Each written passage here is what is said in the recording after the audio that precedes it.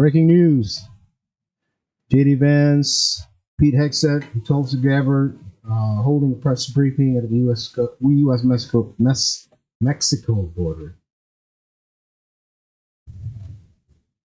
Well, good afternoon, everybody, and I appreciate you being here. It's great to be here. It's great to talk to some of the incredible people that we have, both at the local level, the Texas state level, and also, of course, our federal border patrol, who are doing so many good things to keep us safe. And I have some bad news and some good news. And the bad news is that because of what Joe Biden did at the southern border for 4 years, we had record increases in migrant crime, in fentanyl deaths, and just floods and floods of people who shouldn't be in our country who came into the United States of America. We also have a number of ways in which the cartels became more advanced, better war fighters, because Joe Biden opened up the American southern border and allowed the cartels to turn it into their...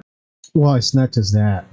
It's also, there's reports that weapons is being sold to the cartel. So you guys better look into that. Playground. Now, that's the bad news. The good news is, as President Trump said last night at the State of the Union, it turns out we didn't need new laws. We didn't need fancy legislation. We just needed a new president of the United States, and thank God that's exactly what we have. And I will say that the most heartening message that I take away from my visit here at the Texas border is the number of Border Patrol agents who have come up to me and said thank you, or said because of this, we've cut the number of border crossings from 1,500 a day to 30 a day. That's true. Or the people who have come up and said we've seen a reduction, an 85% of the number of people who are dying at the American southern border. And every single day that we continue to keep this border safe, that means less migrant crime, that means less fentanyl coming into our communities, that means more safety and security for the people of the United States. It only makes sense, man. Where else is that fentanyl and all that drugs coming in from? The forest is right at the border. South and also north. There's some reports there's also coming in from the north. So, States of America. And of course, we know the border problem, the border crisis under Biden's administration was a national crisis, but it acutely affected the communities right here. And I've already heard heartbreaking stories of people who are still picking up the pieces, local mayors who are still dealing with the budgetary consequences of what the Joe Biden administration allowed to happen at the American southern border. And that, too, is something that President Trump is going to help address, help fix, and help solve. Now, I wanted to bring Secretary Hegseth and Director Gabbard at DNI down here because, one, I obviously enjoy their company, and it's good to have them down here with me looking around today. But unfortunately, we know that because of what's happened, the border crisis has become a matter of national intelligence, and it's also become something that requires the Department of Defense to engage with. I was talking with Paul Perez earlier.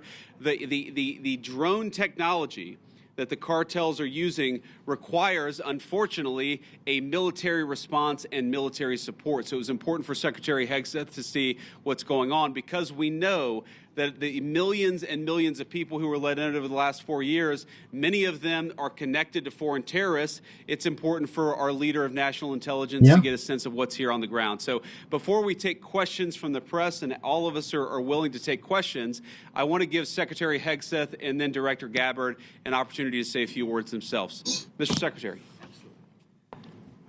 Well, Mr. Vice President, thank you very much for inviting us.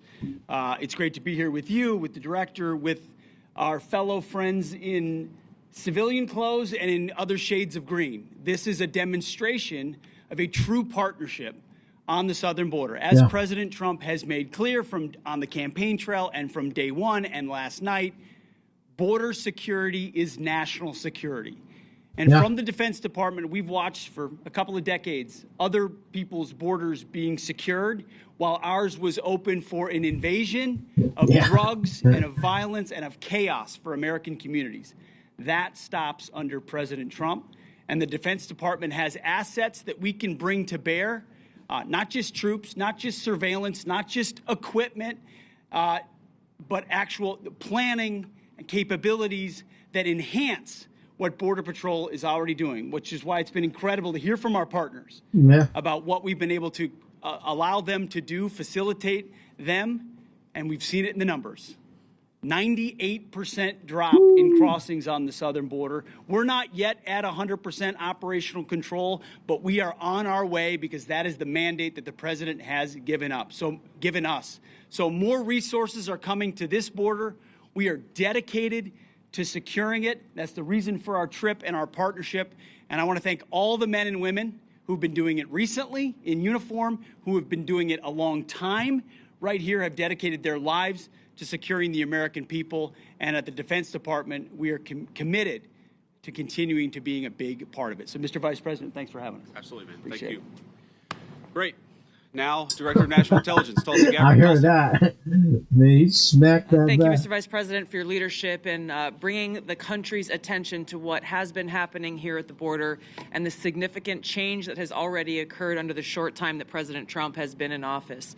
Really, what you're seeing here today and what you'll continue to see is a unified effort across President Trump's national security team, the Department of Homeland Security, towards our mission, which is to ensure a safe, free, and prosperous society for Americans. As Director of National Intelligence, there are a number of areas where we are focused. The President talked about in his speech, over 21 million people have come across our borders illegally under Joe Biden's administration. There are many of them that we don't know who they are. They have not been vetted. We don't know where they are. I'll give you one quick example of one of the problems that we are getting after. From Central Asia, there were over 4,000 people who came across our borders using an ISIS-affiliated network. Our National Counterterrorism Center went through and identified those individuals. There were hundreds of them who were either known terrorists or associated with known terrorists. That information was provided to the Biden administration. You may remember in some of the news, a little over 100 of those people were arrested in 2024. Of those who were arrested, only 8 were either deported or remained in custody. Only 8. The rest of them were released back into our country. Where are they? What are they doing? What may they be plotting? This is just the beginning. There are many, many areas that we need to stay very focused on, working with Department of Homeland Security, working with the FBI to ensure that we're keeping the American people safe. We know. We know what their motives are. Why are you trying to cross the border? What I'm saying is, I mean, it's not cheap to cross the border. You got to pay those cartels. You got to pay the cartels to cross the border. And people from the Middle East, man, they're not. Somebody or some corporation funding them, you know, just to come here. Our Counterterrorism Center is working on making sure that we have that single source for vetting so that we can figure out who is actually in our country and identify those who pose a threat and get them removed. Yeah. The president's designation of the cartels as foreign terrorist organizations falls directly into this, especially as we're seeing some of the tactics that these cartels are using reflect some of the tactics that we've seen used by Islamist terrorists in countries that many of us have served in overseas. Yeah. Our mission is very clear. Our objective is to keep the American people safe. I'm grateful to be a part of this team that President Trump has assembled to accomplish that mission. Thank you. Great. So before I take questions, let me just say 2 final things. First of all, the reason why we've seen, as Pete said, a 98% reduction of border crossings, the reason why this particular site has gone from over 1,500 crossings per day to 30 crossings per day is because President Trump has empowered and, in fact, demanded that his whole government take the task of border control seriously. And that's exactly what we're doing. And of course, and this leads to my final point before we take questions, it is impossible to do without the men and women on the ground who are actually doing the hard work. They just want to be empowered to do their jobs. President Trump has made that possible. So from the bottom of my heart and for a grateful nation, to every person I've met here today, thank you for working hard on the American people's business. It's been an honor to be with you. It's been an honor to see what you do, and we're going to keep on supporting you over the next 4 years. Congressman Gonzalez, thank you for being here, and thank you for your leadership. And now we'll take some questions from reporters. Sir. So, as you guys have been exemplifying for today that border crossings are down, a lot of attention has been turned to the interior since obviously there's been a lot of illegal immigrants. What is, in your opinion, the biggest obstacle to actually carrying out President Trump's mass deportations. Even though, yes, like apprehensions and arrests and deportations have gone up in his first month, but a lot of people are expecting a bigger capacity for deportation. So what's the biggest hurdle? So let me say a few things about that. So first of all, Rome wasn't built in a day. And we have seen pretty significant increases in deportations and apprehensions and arrests. But we have to remember that President Biden gutted the entire immigration enforcement regime of this country. We are trying to rebuild so that we actually empower people to enforce the immigration laws of the American people. It is common sense. It's what the American people want us to do. There are a couple of other things that we're working on. And I don't want to get ahead of any public announcements, but one of the ways that we wanted to make sure that we're enforcing our border is that we make it easier for people who are here illegally to go back home of their own accord. We don't want to have to go around and arrest every person, but we will enforce the American people's immigration laws. Yeah. If you're here illegally, the message from our administration is you should go back home, and if you want to come to the United States, apply through the proper channels. That's an important thing that we're doing. And the final thing is this costs money. One of the most important parts of the president's reconciliation priorities is, of course, tax reform on the one hand, and on the other hand, making sure that we get proper resources so that we can pay for the flights, and we can pay for the detention centers, and we can pay for all the components necessary to ensure that we're re-migrating illegal immigrants back to their country of origin. I guarantee it is a part of the president's priorities. We'll keep on working on it. We've made a lot of progress, but we're going to keep on working on it over the remainder of the president's term. Yeah, go ahead. Mr. Vice President, I want to ask you about border wall and tariffs. But first on the border wall, how do you and the president... Could you say your outlet, by the way, when you guys ask questions? Yeah, Reagan Reese, Daily Caller. Thank you. How do you and the president define success this term with the border wall, and how much of the southern border wall needs to be walled off before Trump leaves office? Well, look, I think the president's hope is that by the end of the term, we build the entire border wall. And of course, that's the physical structure of the border wall itself. But we even heard today, there are so many good technological tools, so many great artificial intelligence enabled technologies that allow us, for example, a camera, not a person, but a camera picks up somebody 2 miles away who's about to come across the southern border. Maybe it's livestock, right? Maybe it's a critter in the desert. Maybe it's a human being with a weapon on their back. We're using artificial intelligence to make us better at the job of border enforcement. But we've got to make sure that technology is deployed across the entire American southern border. We're going to do it as much as we can, as broadly as we can, because that's how we're going to protect the American people's security. Yeah, go ahead. Last time they were paused because they deployed 10,000 troops to the border. What can they do this time to make the tariffs go away? Well, what the president has said is we need a sustained commitment from the government of Mexico to take the job of border security seriously. Fentanyl is the single largest cause of death among young Americans, and we know that a substantial portion of it is, the precursors are made in China. They come to Mexico, they're manufactured in Mexico and brought across the border by the Mexican drug cartels. We want to see fewer Americans dying of these terrible fentanyl overdoses when we're going to apply as much leverage as possible to the Mexican government as possible. In some ways, look, the president obviously cares deeply about the American people. He serves the American people first. I actually think he's doing a huge favor to the people of Mexico, because if they don't get control of these cartels, the people of Mexico are going to wake up in a narco state where the cartels have more power than their own government. President Trump is trying to help. The Mexican government needs to take this issue of immigration enforcement seriously. In the back, yeah. Mr. Vice President, Ali Bradley, News Nation. So since the designation of the cartels as terrorists, does that give the United States the green light to go into Mexico and to strike them there? I mean, right now, obviously, they've struck in the Houthis in Yemen. So why not, when we've seen cross-border violence, go after them in Mexico? And then my second question is about a designation. I'll follow up on these. Go ahead and ask the second question. Why isn't the Juarez/La Línea cartel designated when it's in one of the most deadliest places on the planet? Juarez has been designated as one of the deadliest cities. It's right across from El Paso. We've talked to community leaders. They say we know Juarez cartel's operating in the U.S. and so are their affiliates. We don't even want to talk about it out loud, though, because then we'll put a target on our back.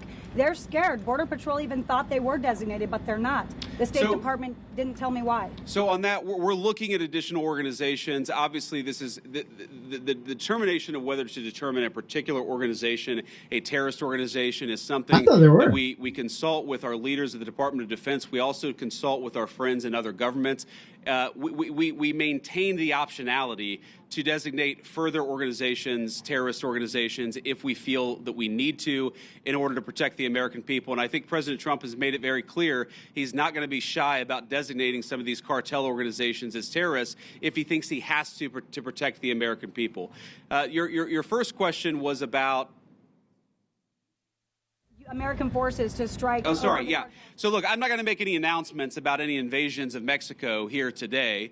The president has a megaphone, and of course, he'll speak to these issues as he feels necessary. But what designating cartel organizations allows us to do is deploy the full resources of the United States military to engage in serious border enforcement. Of course, the president is going to make the determination about how we deploy those forces. But our hope is that Mexico takes this job seriously. Yeah, we don't want to have negative relationships with the Mexican government. We want the Mexican government to help itself, but also in the process to help the American people by taking these organizations seriously. It's going to destabilize the entire country of Mexico, the entire government, if they don't take it more seriously. We're hopeful that they will. And if they don't, then of course, we'll figure out what to do from there. Univision. So, you just mentioned something about invasion of Mexico. Is there any talk or any thoughts about actually U.S. military forces going into Mexico? No. Next question. on tariffs, are any other industries other than the automotive reaching out to you guys to carve out special deals? And did the automotive industry know this was coming before today? Well, a number of industries have reached out to us to ask us for exceptions to the tariffs, but I think the president's been very clear here that he wants the tariffs to apply broadly. He doesn't want to have 500 different industries getting 500 different carve-outs, and the way to avoid application of the tariffs is to have your factory and have your facility in the United States of America. That is the way. Invest in America. That is how you will avoid being penalized by these tariffs. Sir. Vice President, KSAT 12, John Paul Barajas. You've been talking about the improvements that your administration has done here with the crossings. Can you talk about the decline prior to President Trump taking office under the Biden administration? Well, I think like so many Americans, apparently members of the Mexican drug cartel figured out in November and December after the election that Joe Biden was asleep at the wheel and they had to be dealing with the then president-elect and now president. If you look at what drove the declines before the inauguration, people will tell you they knew that Donald Trump was coming back into office. They knew he was going to take border enforcement seriously. And so they were already getting ahead of actually cutting down those illegal crossing numbers. We saw that from the Mexican government, of course, because we were threatening some economic sanctions against them. But we also saw it from the cartels themselves. And even today, because, of course, it doesn't, it takes a little time to get from the deepest parts of Central America to the American southern border, what we often find is that there are massive numbers of illegal immigrants who have already started to make the trek and have decided, you know what, because Donald Trump's president, we're going to go back home. We heard today about a Honduran group of migrants who decided they're just going to go back home because they recognize that under Donald Trump's leadership, we take border enforcement seriously. Thank you all. Take care. All right. So this is all about the border security and how it's going. So Pete Hegseth and Director of National Intelligence Tulsi Gabbard with the Vice President. So this is good. It's good. You can tell that they are working. Unlike Vice President Kamala, I don't think she ever visited the border. I think once or twice, but it was just like a photo op or something like that. But this is good for America.